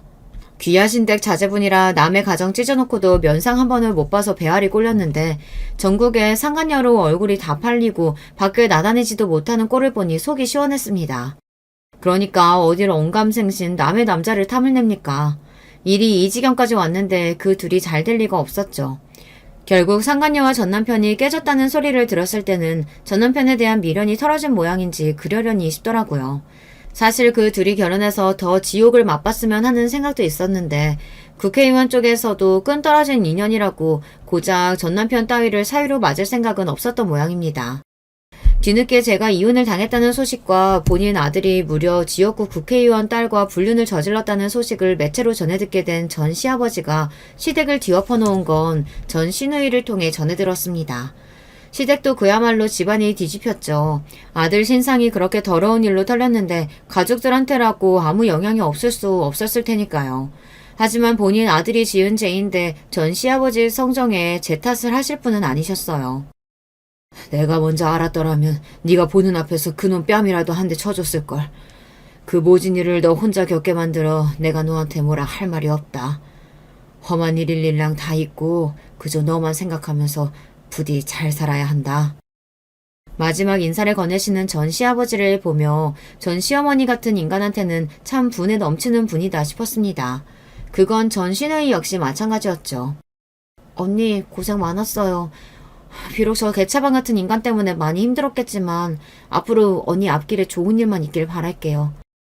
국회의원 사돈 볼 생각에 붕 떠있던 시어머니 기대가 박살난 후 내 돈 내 돈이라는 말을 달고 살며 집구석에 들어넣었다는 소식을 전하며 전 시누이가 제 앞날의 행복을 기원해 주었습니다. 전 시누이 아니었다면 영문도 모르고 억울하게 이혼당할 뻔한 생각을 하니 눈앞이 아찔해졌습니다. 저 역시 아이와 전 시누이의 행복을 빌어주었어요. 전 남편 역시 국회의원 딸과 불륜을 저지르다 팽당한 모자란 놈으로 앞뒤로 손가락질 받을 일이 비일비재하다는 소식 역시 지인들을 통해 들었습니다. 그렇게 남눈 신경 쓰고 자존심이 강한 놈인데 그 꼬인 성격에 딱 죽을 맛일 겁니다. 그럼 조강제쳐 내팽개치고 다른 년이랑 놀아다니면서 그 정도도 안 당할 줄 알았나요? 기왕이면 다른 사람들 입에 가능한 오래 회자되어서 놈 신경줄을 끊어먹었으면 싶었습니다. 그렇게 제 구질구질한 결혼 생활은 끝을 맺었습니다. 믿는 도끼에 발등 찍혔으니 아프지 않는다고 하면 거짓말이겠으나 그래도 대갚아줄 만큼은 대갚아준 것 같아 속은 후련해요. 요즘은 혼자 지내며 그 어느 때보다 마음이 평안한 나날들을 보내고 있습니다. 이 사연 들으시는 여러분들도 속 썩을 일 없이 마음 편한 날들 보내셨으면 좋겠네요. 제 얘기 들어주셔서 감사드려요. 사연 보내는 상상을 할 때마다 이렇게 이야기해야겠다, 저렇게 해봐야겠다, 이런저런 생각은 정말 많이 해왔는데 막상 글로 옮겨 적으려 하니 어떻게 시작을 해야 할지 잘 모르겠네요. 캐캐묵은 제 오랜 이야기를 하려니 그런지 알 수 없지만요. 어느 정도 의식의 흐름대로 적게 된 점, 다소 두서없고 정신없는 점, 부디 넓은 양해 부탁드려요. 안녕하세요. 저는 30대 중반을 넘어서고 있는 경기도에 사는 여자입니다. 그리고 2달 전 파오늘에 다행히 지옥 소굴 앞에서 살아남아 자유를 되찾은 사람이기도 하고요. 이혼보다 파혼이 낫다는 말을 절실히 공감하며 예비 시어머님 앞에서 당당히 파혼을 선언한 제 이야기를 들려드릴게요. 저는 고아 출신입니다. 제가 뭐 부끄러운 짓 한 것도 아닌데 예전 예비 시엄마는 첫 만남에 제게 출신은 꼭 숨기라고 하더군요. 원래는 제 주위에서 알면 아는 거고 모르면 모르는 거지 하고 무던히 살아왔었는데 시엄마의 핀잔을 들은 뒤로는 오기가 생겨서 더 당당히 밝히고 얘기했던 것 같네요. 그래, 나 고아야. 그게 왜? 하는 마음으로요. 어찌됐든 부모님 얼굴은 아직도 모릅니다. 엄마는 제가 3살 때 돌아가셨다고 하고 아빠는 저를 보육원에 맡긴 채 일을 하시다 연락이 끊겼대요. 해외로 가버린 건지 새 장가를 든 건지 아무도 모르더라고요. 그래도 돌아가신 건 아닌 것 같았어요. 그럼 연락이 왔을 테니까 결국 저를 버린 거죠. 왜 드라마 보면 자신의 근본이나 핏줄이 궁금해서 양부모를 두고 친부모를 찾아가는 이야기들 많잖아요. 그게 원망이든 그리움이든 그 어떤 감정이든 간에 저는 이해하지 못했어요. 낳아줬을 뿐 나를 원하지 않아서 나와 함께하기 싫어서 맡긴 거니까 그런 사람을 다시 찾아가서 무엇을 두 눈으로 확인하고 싶은 걸까요? 확인하고 나면 그 마음은 조금이라도 가벼워질까요? 그런 생각을 하다 보면 저는 죽을 때까지 아빠를 만나지 않겠다고 다짐하게 되더라고요. 가뜩이나 고단한 삶에 또 다른 고단함을 추가하고 싶지 않으니까 그렇게 전 고등학생 때까지 보육원에서 자라다가 일찍이 혼자 나와 살게 되었어요. 저라고 자취를 빨리 시작하고 싶었던 건 아니에요. 그냥 어른들 눈칫밥 먹는 것도 싫고 제 힘으로는 아무것도 못하는 게 답답해서 나왔던 거였죠. 집이라고 해봤자 창문도 없는 고시원 단칸방이었지만요. 그런데 막상 나와보니 세상은 어린 아이한테 참 다정하지 못하더라고요. 18살이나 나이의 학생이 혼자 산다는 건 가출 소년으로 오해받거나 부모님의 속을 썩이는 아이로 보이기 십상이더라고요. 어려 보이면 반말부터 찍찍 공부 안 하고 돈부터 벌려 한다고 돈도 고른 애처럼 취급하고 정말 갖가지 편견과 오지랖 속에서 힘들어했던 기억이 나요. 애정어린 말이나 진심을 다한 도움은 주지 않으면서 그저 말로만 훈계하고 탓하고 아르바이트를 구하는 것도 그런 잔소리 속에서 사고 안 치겠다는 몇 번의 약속을 해야만 자리를 얻을 수 있었어요. 학교 다니면서 아르바이트하고 자취하는 게 얼마나 힘든데 대견해 하지는 못할 망정 말이에요. 그래도 뭐 제 사정을 모르는 사람들의 시선이니 깊이 생각하지 않는 게 나았죠. 저는 당시 텃세와 구바, 말도 안 되는 임금 등 갖가지 이유로 여러 아르바이트 자리를 전전했어요. 어떻게든 버티려고 했는데 제가 운이 나쁜 건지 아님 정말로 저에게 문제가 있는 건지 다 얼마 못 가 그만두게 되더라고요. 그러다 보니 사정이 너무 궁핍해져서 학교도 그만둘 수밖에 없었어요. 지금 당장 급한 건 배움보다 내일 먹어야 할 밥과 몸을 누일 숙소였으니까요.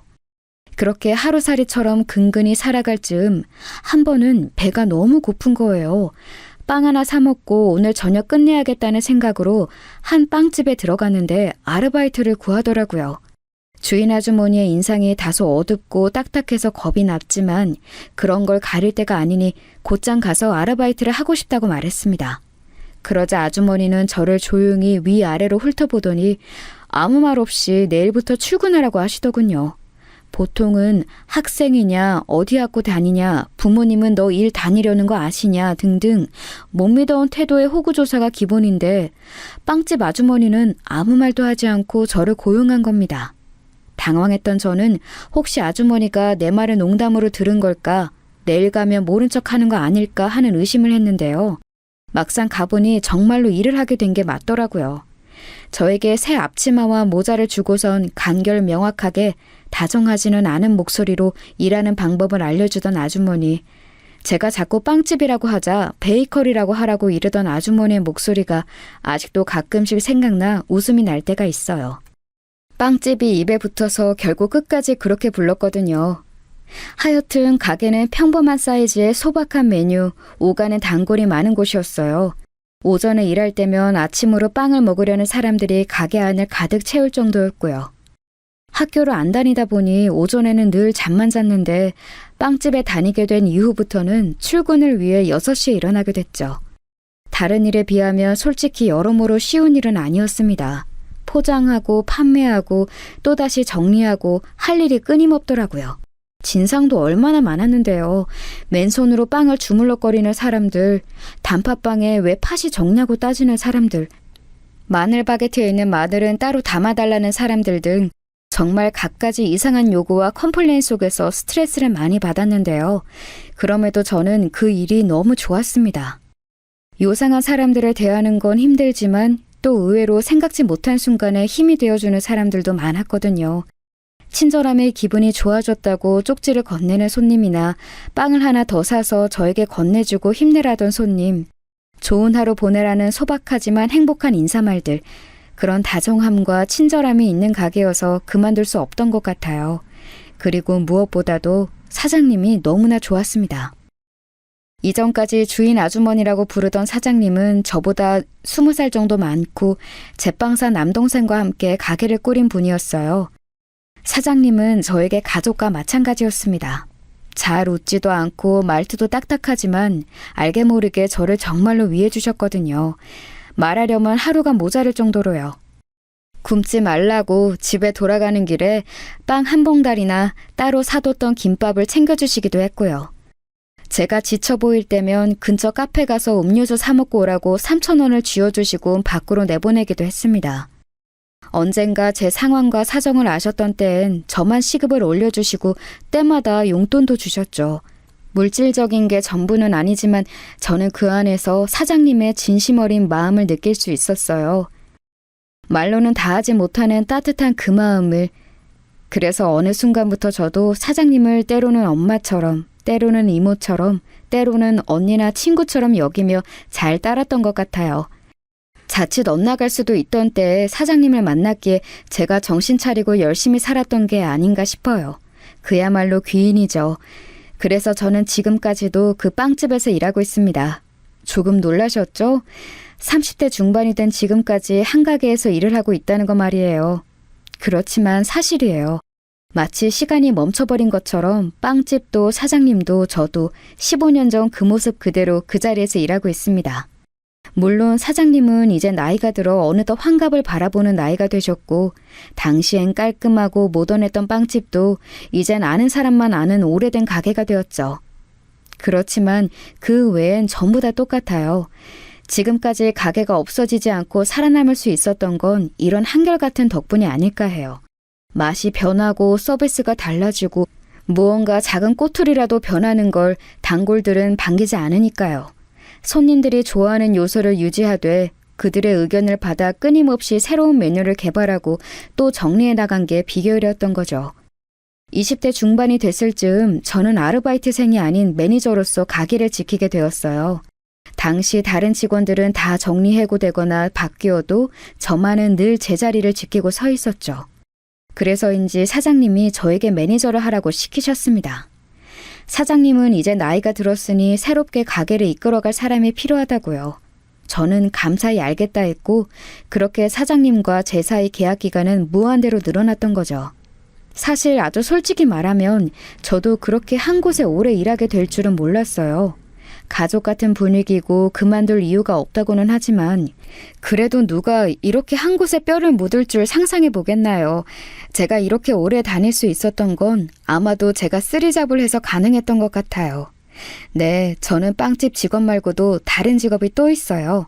어렸을 때부터 없이 살아서 그런지 저에게 삶에서 가장 중요한 가치는 돈인 것 같더라고요. 돈이 없으면 행복할 수 없고 가족과 함께 지낼 수 없고 하대받게 되고 불편한 일을 참아야 하는 그런 것들이요. 그래서 저는 돈을 많이 벌고 싶었고 무엇보다 똑똑하게 벌고 싶었어요. 아르바이트를 많이 해보면 알지만 그렇게는 절대 빨리 돈을 모을 수 없어요. 이번 달 벌어서 다음 달을 살아가게 하는 것이지 추후의 행복을 지금의 고생으로 대신할 수 없더라고요.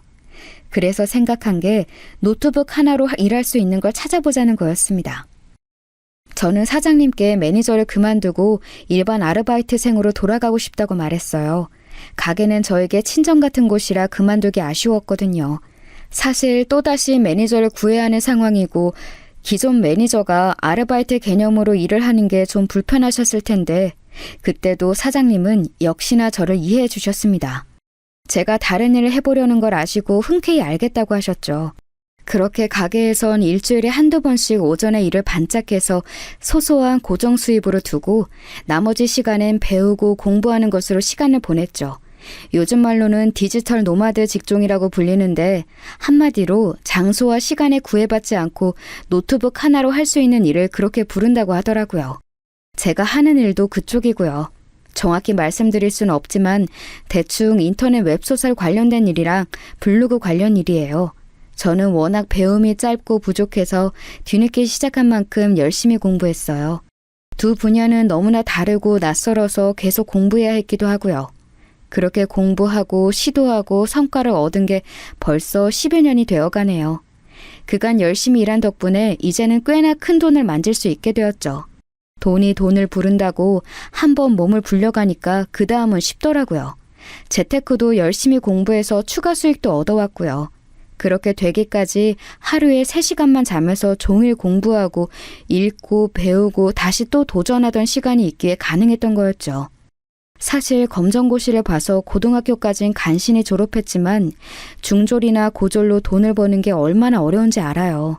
선택할 수 있는 일의 폭도 좁고 같이 함께하는 동료들에게도 믿음을 얻기가 상대적으로는 어렵더라고요.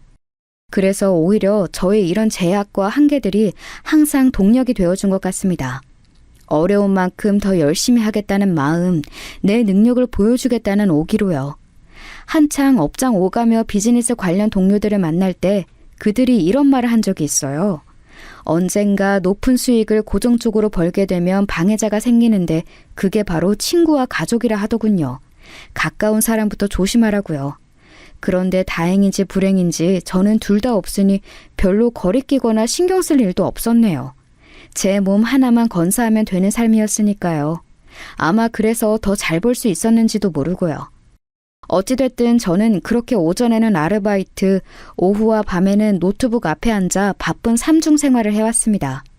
일을 하지 않아도 몇 번의 클릭만으로도 수익이 들어오는 날이면 저는 그간 사고 싶었던 물건이나 가까운 곳으로 여행을 가기도 했어요. 그렇게 된 지는 얼마 되진 않았지만요. 돈 벌면 꼭 사치스럽게 살아보고 싶다고 생각했었는데 타고나길 짠순이어서 그런지 돈 쓰는 것도 쉽지 않더라고요. 아직은 저만큼이면 다른 무언가를 이만큼 할 수 있지 않을까 하는 비교를 자꾸만 하게 되고요. 그래도 쓰는 만큼 돌아올 거라 생각하며 적당한 소비 습관을 만들어가는 중이에요. 사장님에게도 일이 얼마나 잘 되었는지는 말씀드리지 않았지만 그래도 달마다 선물도 드리고 기념일마다 챙겨드리고 있고요. 각설하고 30대 초반을 지나면서 저에게도 조금씩 외로움이란 감정이 올라왔습니다. 젊었을 땐 스쳐 지나가는 친구나 애인을 만나기도 했지만 연이 오래 지속되진 않았거든요. 사는 게 너무 바쁘기도 했고 제 곁에 누군가 있다는 게 좀 어색했어요. 누군가 타인이 나를 챙겨주고 감정을 쌓아간다는 게 사랑받지 못했던 저에게 많이 낯선 일이더라고요. 사랑도 받을 줄 아는 사람이 받는 게 맞았나 봐요. 그렇게 거리를 두다 보니 결국 또다시 아무도 남지 않았고요. 악순환인 걸 알지만 달라지긴 어려웠어요. 그렇게 저는 조금씩 타인으로부터 저를 지키기 위한 방어적 태도와 소극적 자세로 일관하며 살아왔어요. 제 본 모습을 아는 사장님은 나가서 사람들 좀 만나고 좋은 남자 만나서 연애도 하라고 말씀하셨지만 아직 외로움을 모를 때는 그저 웃으며 다음에 라는 말로 넘겨버렸거든요. 혼자도 충분히 괜찮다고요. 그런데 30대가 되고 어느덧 사회적으로 어른이라 불리는 나이가 되니 확실히 쓸쓸함과 외로움이 커지더라고요.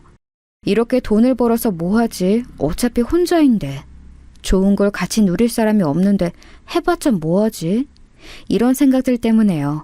주변을 살펴보면 정말로 저 혼자인 것만 같아서 이대로 세상을 떠나도 모든 건 그대로고 내 마지막을 지켜줄 사람이 몇 없을 거란 생각에 갑자기 슬퍼지더라고요. 그렇게 삶의 낙이나 의미를 찾기 시작하면서 저는 우울증을 앓게 되었습니다. 일을 쉬는 날이면 종일 밥도 먹지 않은 채 누워만 있었고 사장님을 만날 땐 웃고 있어도 뒤돌면 갑자기 눈물이 왈칵 쏟아졌어요. 집으로 돌아가는 길에 햇빛이 눈부셔서 운 적도 있고 기분을 달래려 맛있는 걸 사 먹었는데도 2입 이상 먹지 못한 척이 수두룩했어요. 만사가 귀찮고 무기력하다 해야 하나? 눈치 볼 사람도 없고 잘못된 것도 아닌데 정신과 병원을 가는 건 왠지 부끄러운 일 같아서 혼자서만 끙끙 앓았네요. 저도 이런 제가 이해가 안 됐어요. 이제야 모든 게 안정을 찾아가고 있는데 뭐가 문제여서 마음이 혼란스러웠던 건지 잘 생각해보면 아무래도 가장 큰 걱정이었던 경제적 문제가 안정이 되니 현실을 벗어나 자꾸 쓸데없는 생각이 들더군요. 세상 모든 게 허무하고 부질없게 느껴지는 잡념들이요. 그러다 보니 제가 존재하는 이유를 누군가 나를 사랑할 수 있다는 것으로 증명받고 싶은 마음이 생겼습니다. 그래서 그때부터 소개팅도 해보고 결혼정보회사도 가보고 핸드폰 어플을 사용해서 사람을 만나보려고도 했어요. 하지만 매번 다 실패했죠. 이 사람은 이런 이유로, 저 사람은 저러한 이유로 만날 수 없었어요. 반대로 상대편 쪽에서도 갖가지 이유로 저를 거부했고요. 마음에 드는 여러 가지 이유가 있어야 사람을 만날 수 있는데 마음에 들지 않는 단 한 가지 때문에 사람을 만나기 어려웠다는 게 참 웃기고 씁쓸했습니다. 사랑에 빠지는 게 돈을 버는 것보다 더 어렵더군요. 도대체 뭐가 문제인가 고민해봤는데 재밌게 본 드라마에서 그런 말을 해주더라고요. 내가 내 자신을 먼저 사랑할 줄 알아야 다른 사람도 저를 사랑할 수 있다고요. 결국 제가 저를 가꾸지 않고 돌보지 않아서였어요. 그동안 만났던 다른 사람들에게서 부족한 제 모습을 보았고 제 자신을 밀어내듯 거부했던 거였고요. 그때부터 저는 또다시 노력을 하기 시작했어요. 제가 할 줄 아는 건 성실히 노력하는 것밖에 없으니까요. 나는 나 자체로도 충만한 사람이라고 스스로를 다독였고 매일 일기를 쓰기 시작하면서 얼마나 특별하고 값진 하루를 보냈는지 되새겨보기도 했습니다. 자기 성찰과 관련된 책과 영화를 자주 보았고 강연도 들으러 가곤 했어요. 그러다 보니 제 자신을 조금씩 받아들이고 있는 그대로 좋아하기 시작했고 그러면서 오히려 외로움도 사그라지는 것 같았어요. 곁에 누군가 있든 없든 그 무엇으로 채우든 말든 저는 이미 온전한 사람이란 걸 알았으니까요. 사람 만나는 것에 서두르지 않고 제 내면을 가꾸는 것으로 변화하니까 또 오히려 정말로 조금씩 사람들이 다가오더라고요. 그중 한 명이 결혼할 뻔했던 바로 그 전 남자친구였습니다. 전 남자친구는 빵집을 자주 들렸던 단골인데 저와도 오가며 종종 인사를 주고받던 사람이었어요. 숙기도 없어 보이고 말수도 딱히 없었지만 간간히 인사말을 먼저 건네던 사람이었죠. 제가 다른 일이 바빠지면서 주에 이틀 아침에만 일했었거든요. 그 즈음에 사장님이 그러시더라고요. 자주 오던 그 남자 단골이 요즘에는 꼭 제가 일하는 날만 오는 것 같다고요. 저는 그냥 단골이니까 자주 보는 거라고만 생각했는데 사람인지라 그렇게 듣고 나니 좋든 안 좋든 신경이 쓰이긴 했어요. 그렇다고 저에게 먼저 뭔가를 하거나 그러진 않았거든요. 그러던 어느 날 가게에 와서 저를 뚫어지게 쳐다보더군요. 그러면서 계산을 해주는데 무심하게 툭 하고 한마디를 했어요. 안녕하세요. 저 요즘 뭔가 달라진 것 같은데 뭐 때문인지 모르겠어요. 좋은 일이 있으신가 봐요. 별일 없는데 있어 보인다니 기분 좋은데요? 환히 웃으며 대답을 했는데 그때부터 전 남자친구는 용기를 얻은 건지 뭔지 적극적으로 대시를 하기 시작했어요.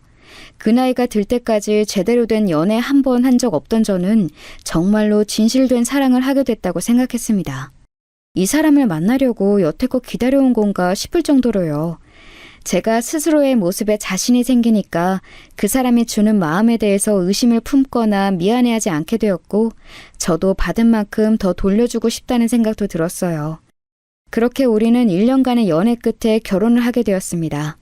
사실 그 사람에게 프로포즈 받고 곧바로 승낙했을 때 사장님한테 이 이야기를 전해드리니 좀 못 믿어 하셨거든요. 아무리 그래도 1년이면 너무 짧게 만나본 거 아니냐? 요즘에는 이상한 놈들이 많아서 잘 보고 골라야 해. 옛날처럼 중매로 보고 한두 달 만에 결혼할 수가 없다고. 그쪽 부모는 만나봤어? 아니요. 제가 부모님이 없어서 그런지 만나 뵙자고 하는 게 뭔가 좀 낯설더라고요. 그래서 그냥 식 날 잡고 만나 뵐까 해요. 요즘은 다들 그렇게 한다 해서 어차피 저희 의견 들어주신다고 했고요. 부모를 만나는 건 결혼을 허락받거나 식 날짜 잡기 위해서가 아니야. 그건 그 다음의 일이고 결혼을 할지 말지 판가름하기 위해 만나는 거다. 그쪽에 어떤 환경에서 자랐는지 보이지 않는 어떤 면을 또 가졌는지 확인해 보려는 거지. 막말로 요즘 같아선 부모 없는 집이 더 깔끔하다. 못 살게 구는 시댁이 얼마나 많은데 괜찮으면 우선 한번 가볍게라도 만나봐. 사장님의 진심 어린 충고에 저는 한번 만나보기로 했습니다. 사실 이런 충고나 조언을 받을 곳이 없으니 그냥 제 생각대로 선택하고 진행했던 것들이 많았거든요. 사장님 이야기를 들으니 정말로 그래야겠다는 판단이 들더라고요. 아무래도 전 남자친구는 저보다 5살이 많아서 결혼 정년기였고 다니던 회사에서도 진급하고 이제 안정기에 들어가서 좀 여유가 있는 상황이었거든요. 그래서 당연히 전 남자친구에게 맞춰서 결혼을 해야 한다고 생각했고 결혼을 안 하는 선택지는 제 안에 없었어요. 게다가 전 남자친구가 늘 입버릇처럼 몸만 와라고 했거든요. 사실 저도 돈 꽤 잘 벌고 있었고 저런 말은 제가 할 수도 있었어요. 애초에 결혼 비용도 반씩 부담할 생각이었죠. 하지만 그냥 저는 그 말이 말뿐이라도 참 의지가 되더라고요. 계산적이지 않고 나를 위해주는 그런 안정적 환경이 갖춰진 사람이면 더 생각해 볼 게 없겠다 싶었고요. 사실 저는 아직 방어적 태도를 놓지 못해서 전 남자친구와 연애할 때도 제 경제적 상황에 대해서 말하지 않았거든요. 그냥 제가 빵집 직원이 가장 중심이고 부업으로는 간간히 글을 쓴다는 걸로만 알고 있었어요. 다 말하게 되면 혹시나 우리 관계에 어떤 변화를 줄지 모른다는 걱정 때문에요. 그래도 만남에 있어서 제가 매번 신세를 지거나 그런 적은 없었어요. 돈을 모은 티를 안 냈을 뿐이지 데이트 비용도 반씩 늘 같이 부담했고요. 단지 결혼하면 전부 다 말하고 통장까지 오픈해야겠다는 생각이었습니다. 지금 생각해보면 한편으로는 어떤 확신을 얻기 전까진 타인에 대한 완전한 믿음이 없던 것 같기도 해요. 진정한 사랑이라고 생각했지만 제 안에 깊숙한 곳에선 혹시 모를 상황으로 인해 버림받기 싫고 상처받기 싫다는 마음이 있어서 전부 다 오픈하진 않은 게 아닐까 하고요. 지금 보니 참 좋은 불신이었던 것 같네요. 어쨌든 위와 같은 이유들로 결혼을 선택했던 저는 사장님의 말씀에 따라 부모님을 뵙자고 말했습니다. 그런데 오히려 전 남자친구의 표정이 안 좋더군요. 우리끼리 알아서 하라고 말씀 주셨는데 뭐 이렇게 일찍 만날 필요가 있냐면서요. 그래도 결혼식 준비하려면 당연히 부모님 뵈어야 하고 어차피 결혼할 사이인데 일찍 만나고 늦게 만나고 뭐가 중요하냐고 말했죠. 왠지 남편은 부모님 뵙는 자리를 의도적으로 회피하는 듯 했습니다. 그때 뭔가 촉이 들긴 했어요. 부모님이 저에 대해서 듣고 반대하시거나 또는 부모님에게 어떠한 문제가 있거나 둘 중에 하나일 거라고요. 사실 연애할 때도 부모님에 대한 이야기는 제대로 들었던 적이 없는 것 같아요. 단지 부모님 고향이 어디시고 두 분 연세가 어떻게 되었고 그 정도만 말해줬었죠. 연애하던 초반에 제 출신에 대한 이야기를 해준 날이 있었어요. 엄마는 돌아가셨고 아버지는 날 버린 채 연락이 끊겼고 그래서 10대를 보육원과 조그만 고시원에서 보냈다는 이야기를 솔직하게 말해주었죠. 지금은 그 시간들이 저를 성장시켜 주었다고 생각하지만 당시에는 정말 죽을 만큼 힘들었고 세상이 원망스러웠다는 이야기도요. 상대가 제 과거와 이런 이야기들을 못 받아들이면 사랑을 시작할 수 없다고 생각했기에 꺼낸 말이었습니다. 그런데 전 남자친구는 저에게 그동안 고생했다며 안아주었어요. 내심 나를 떠나지 않을까 불안했는데 마음이 크게 놓이고 그간의 고생을 위로받는 기분이더군요. 그런데 그때 전 남자친구가 저에게 했던 말이 저는 단순한 위로이자 조언이라고 생각했었는데 지금 보니 뼈가 있는 말이더라고요. 정말 고생했네. 지 부모라는 게 참 그래. 낳아주고 길러준 분들인데 남보다 못할 때가 많아. 자식은 부모를 선택한 게 아닌데 부모의 삶에 따라서 자식의 삶이 천지 차이로 달라지잖아. 그러니 고마워해야 하는 건지 탓해야 하는 건지 잘 모르겠어. 부모에게 똑바로 살라고 잔소리할 수도 없는 일이고. 그러니 너무 깊이 생각하지 말자. 중요한 건 우리가 이렇게 잘 살아가고 있다는 거니까. 전 남자친구에게도 부모가 그런 존재였을 거란 생각은 그때까지만 해도 못했습니다. 저 말의 진심을 알게 된 건 전 남자친구의 부모를 만난 후였어요. 전 남자친구는 제가 몇 번을 말해도 여러 가지 이유로 부모님과의 만남을 피했습니다. 약속 날짜를 잡고 나서도 본인이 갑자기 일이 생겼다는 등 어머님이 건강이 안 좋아졌다거나 조금 더 여유로울 때로 미루자는 등 갖가지 이유로 미뤄지고 또 미뤄졌죠. 그러다 보니 저도 스트레스를 받게 되고 덩달아 결혼 이야기도 점점 미뤄지는 게 답답해서 결국 대놓고 전 남자친구한테 물어보았어요. 혹시 부모님을 보여주기 싫은 거냐고, 다른 이유가 있는 거냐고요. 그러자 전 남자친구가 한참을 망설이다가 조심스레 대답하더군요.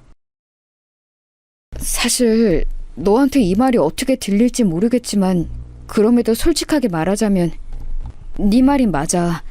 우리 부모님, 정확히는 우리 엄마를 보여주고 싶지 않았어. 그게 다야. 왜? 이유가 있을 거 아니야. 혹시 어머님이 우리 사이 반대하셔? 아니면 다른 문제가 있는 거야? 전부 다 포함돼. 우리 엄마는 그야말로 문제투성이야. 부끄러워서 함께 다니지 못할 만큼. 거리를 나서면 하루에 꼭 두어 번은 모르는 사람들과 싸워. 지나가면서 본인 생각에 틀리거나 마음에 들지 않으면 오지랖으로 잔소리하고 핀잔 주고, 겉에서 보면 그냥 아무나 붙잡고 시비 거는 것 같아. 엄마 말로는 그냥 솔직하게 말한 거라고 하시지만 또 돈이 최고인 사람이라 세상 모든 걸 돈으로 계산하고 판단해. 내가 자기 부모님 안 계시다고 말했을 때 가장 먼저 할 말이 그럼 결혼 비용은 누가 대주냐라는 거였어. 이렇게 이기적이고 다혈질에 사람 무시하고 깔보고 못살게 구는 게 우리 엄마야. 보여줘봤자 창피할 게 뻔한데 일찍 만나게 해서 뭐해. 그래, 뭐 그런 사람도 있을 수 있지. 그런데 창피한 걸 알아서 안 보여줬다니 시댁 문제가 얼마나 중요한데 그냥 함구하고 모른 척해서 넘겨버리려고 했어? 그건 아니지. 솔직히 만나면 내가 결혼을 다시 생각해보자고 할 것 같아서 회피하려고 한 거 아니야? 정확히 파고들었는지 전 남자친구는 사실 그게 맞다며 고개를 끄덕였습니다.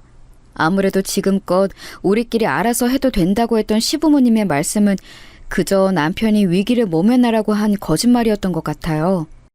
전 남자친구는 그때까지도 시부모님과 함께 살고 있었고 자취할 여력이 있음에도 결혼하면 어차피 따로 살 텐데 지금이라도 같이 살아야 하지 않겠냐고 답하던 사람이었습니다.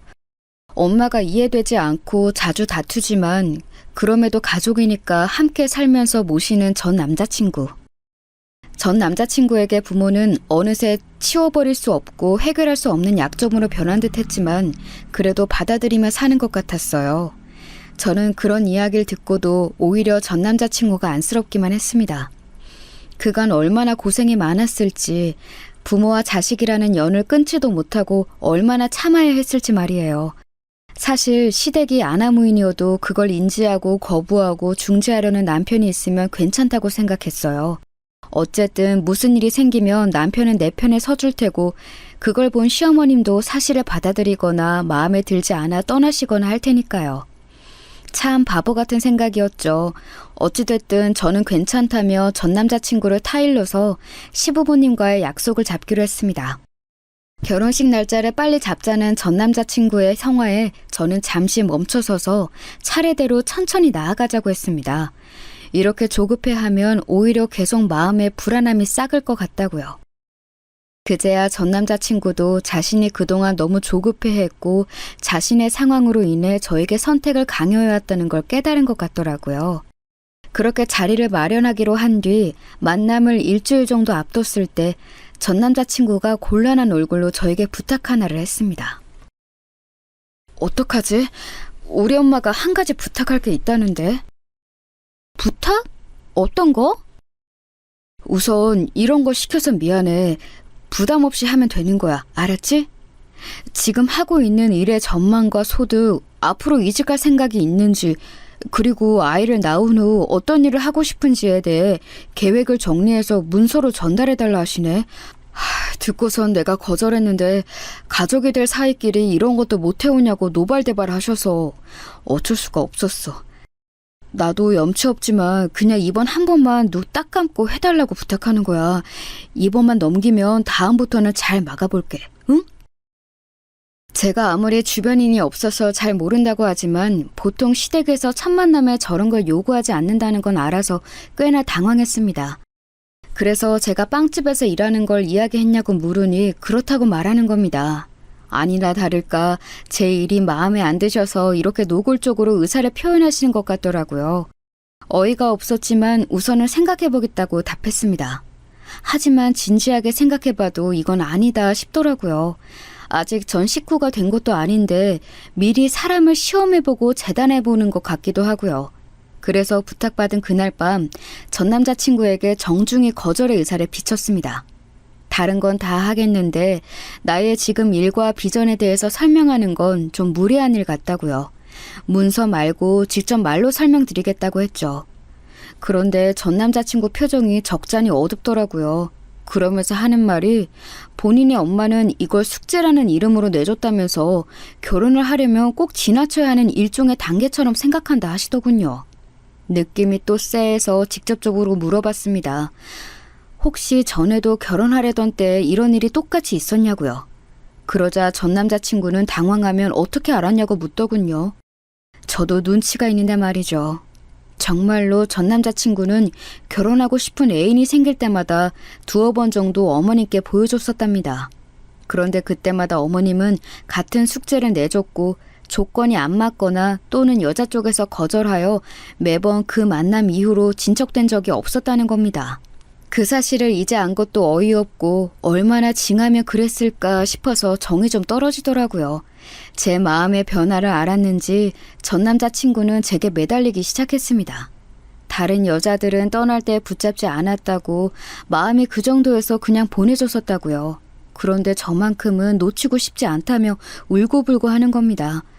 사실 아직 저도 사랑하고 있는 마음은 여전했고 헤어지고 싶지는 않았어요. 그런 마음과 더불어서 뭔가 이대로 끝나기보단 한 번 정도는 어머님을 배워야겠다는 생각이 들었습니다. 애인의 부모님을 만나는 건 처음이었지만 그렇기 때문에 경험을 쌓기 위해서라도 제대로 마주해봐야겠다는 마음이 생겼어요. 게다가 이 상태라면 헤어져도 시원하고 깔끔한 이별이 되지 못할 것 같기도 했고 저도 지금 부족한 거 없으니 굽히고 들어갈 거 없다는 생각도 있었죠. 저는 당시 가장 수익이 많을 때라 연봉 5억을 살짝 넘을 때였고 전 남자친구는 연봉 5천 정도로 알고 있었거든요. 만약 사정이 여의치 않으면 결혼에 대한 모든 걸 제가 부담할 생각이 있었고 그건 전 남자친구와 그의 가족들이 하는 것에 따라 달라질 일이었죠. 그렇게 돈을 좋아하는 어머님이니 오히려 당당히 나아가도 되겠다는 생각으로 일주일 후 예비시댁을 찾아갔습니다. 당연히 그 숙제인지 무엇인지는 하지 않은 상태로요. 그리고 혹시 몰라서 통장을 준비해 갔거든요. 설득이든 협박이든 필요하게 될지도 모른다는 생각으로요. 그런데 그게 아마도 제 인생에서 가장 잘한 일 중 손꼽힐 것 같네요. 커다란 과일 바구니랑 한과 세트를 들고서 예비시댁을 찾아간 날 어머님을 처음 만난 그 순간이 아직도 잊혀지지 않아요. 아파트 엘리베이터를 타고서 올라가 초인종을 눌렀는데 어머님이 개를 안고 문을 열어주셨습니다. 그런데 안으로 안내하는 게 아니라 현관문 앞에 딱 서서 가만히 저를 쳐다보시더군요. 저는 당황했지만 급히 인사를 드렸고요. 그렇게 가만히 서서 위아래를 천천히 훑어보는데 어쩐지 소름이 돋았어요. 마치 문직이라도 된 것처럼 제가 그 안으로 들어가도 되는 사람인지 아닌지 분별하려는 것처럼 훑어보더라니까요. 정말 거짓말 안 하고 그 상태 그대로 한 30초간 서 있었던 것 같아요. 날씨는 덥지, 개는 짖지, 과일 바구니는 무겁지, 어머니 눈빛은 매섭지. 전 남자친구가 머쓱하게 웃으면서 엄마 왜 그래, 지희야, 우선 들어가자 라며 상황을 무마하려 했지만 어머님은 절대 틈을 내어주지 않으셨죠. 어느 순간 다행히 관문이 통과된 건지 비켜주시더군요. 그제서야 집으로 들어설 수 있었습니다. 안에는 아버님이 계셨는데 굉장히 과묵하고 진중한 분이셨어요. 그날 아버님의 목소리는 거의 기억이 안 날 정도로 총 5마디 정도 하셨던 것 같네요. 그도 그럴 게 그런 아내와 살면 저 같아도 말을 하고 싶지 않을 것 같다는 생각이 들더군요. 어찌됐든 저는 부엌 상탁으로 가서 바구니를 들이며 어머님, 뭘 사와야 할지 몰라서 과일이랑 한가로 준비해 보았어요. 어머님이 또 과일 좋아하신다고 들어서요. 어디서 산 거냐? 네? 아, 이거 백화점에서 산 거예요. 제일 좋은 거로요. 백화점이라는 말에 알게 모르게 어머님의 마음이 풀어진 것 같았습니다. 정말로 전 남자친구의 말이 맞았어요. 모든 건 돈과 체면이었던 거예요. 2번째 관문을 통과했는지 이내 상탁에는 음식이 차려졌습니다. 그런데 상탁 위에 음식을 보고선 저는 또다시 굳어버릴 수밖에 없었어요. 제가 알러지가 심해서 게를 못 먹거든요. 다른 건 정말 잘 먹는데 유독 게만 못 먹어요. 알러지 있는 분들은 알겠지만 저도 게를 한 입이라도 먹으면 목구멍부터 부어서 숨을 못 쉴 정도라 절대 못 먹습니다. 게에기는 질색팔색할 정도예요. 당연히 전 남자친구도 이 사실을 잘 알고요. 그 집은 해산물을 좋아해서 게나 새우 킬러라고 하던데 제가 못 먹으니 다 같이 만날 땐 미리 말해야겠다고도 했었습니다. 설마 첫 만남인데 제가 유일하게 못 먹는 게가 나올지 저도 몰랐죠. 그런데 상탁 위에 정말로 크고 튼실한 게가 여러 마리나 있더군요. 제가 아무 말도 못하고 그저 그 게만 바라보고 있는데 전 남자친구가 다가오더군요. 그리고 그 게를 보고 놀라면서 제 눈치를 보며 어머님을 타박하더라고요. 아니, 엄마, 내가 지희 게 못 먹는다고 누누이 말했잖아. 그런데 게를 하면 어떡해? 다른 반찬은 없어? 우리 집이 게를 좋아하는데 그럼 이 좋은 날에 한 사람 때문에 다른 사람들이 먹고 싶은 걸 참아야 돼? 다른 반찬 많으니까 그건 먹으면 되지. 괜히 소리 높이지 마라. 보아하니 다른 반찬이라고 해봤자 새로 한 건 없고 평소에 먹던 통에 급 덜어낸 듯한 장조림, 진미채, 멸치볶음 같은 것들이었어요.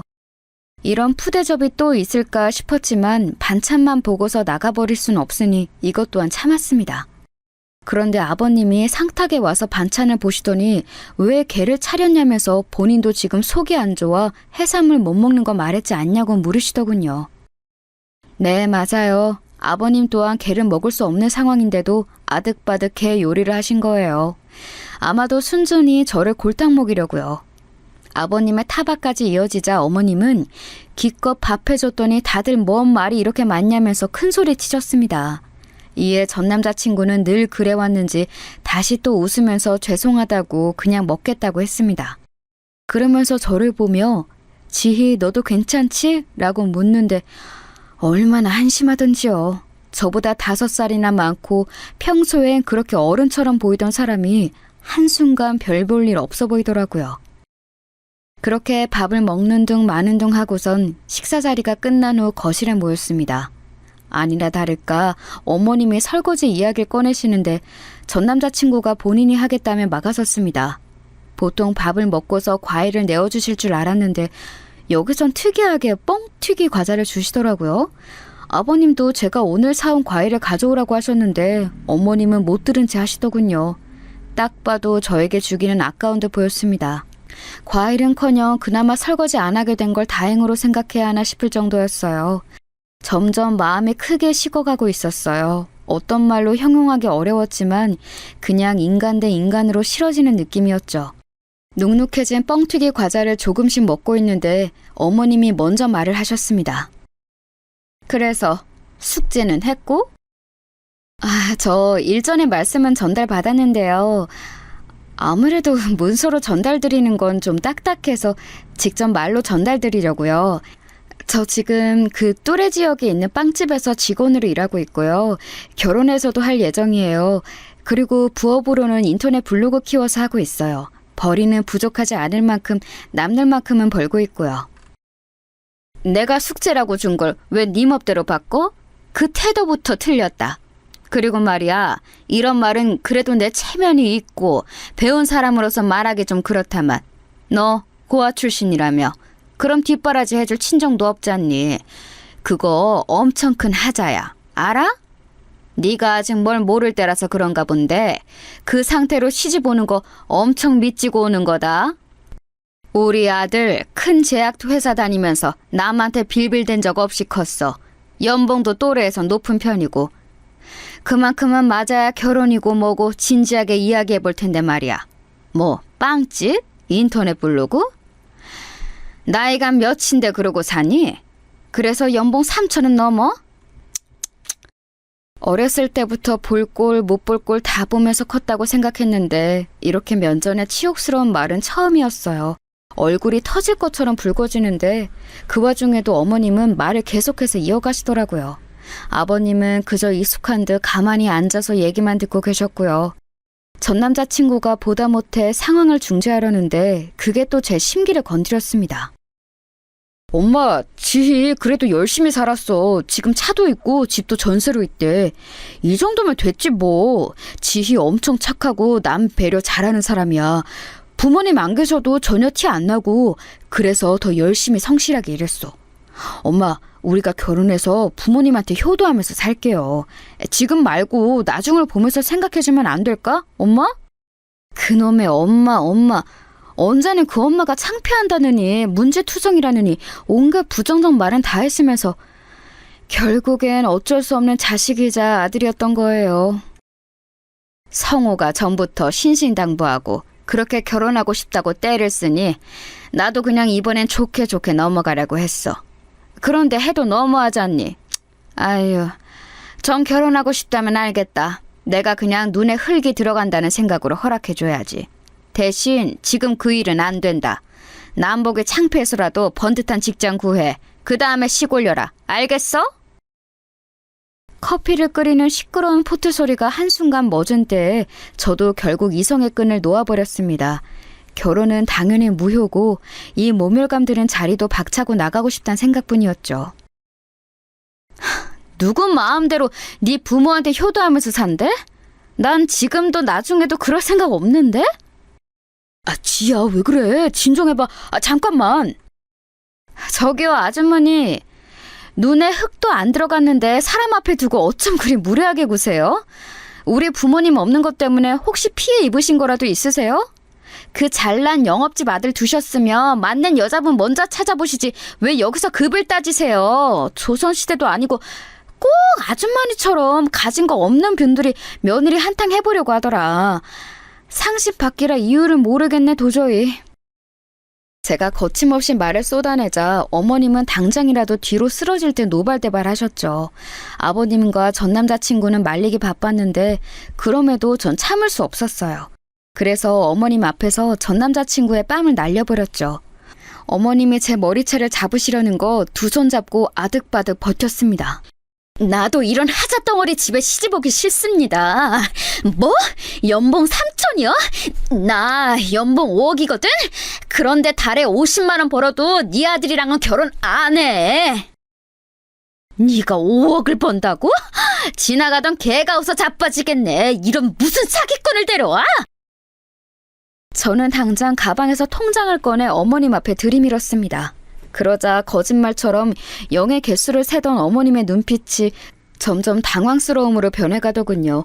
저는 더 이상 이런 집구석에 있기 싫다는 말을 남기고선 가방을 챙겨 나왔어요. 과일 바구니랑 한과도 챙겼고요. 그 집엔 너무 과분한 선물이었으니까요. 그러자 현관까지 어머님이 뛰쳐나와서 저를 붙잡으며 얘기 좀 하자고 하더군요. 잠깐만. 얘기 좀 더 하고 가. 난 그냥 우리 집 식구 될 사람이니 한번 시험해보려고 한 거야.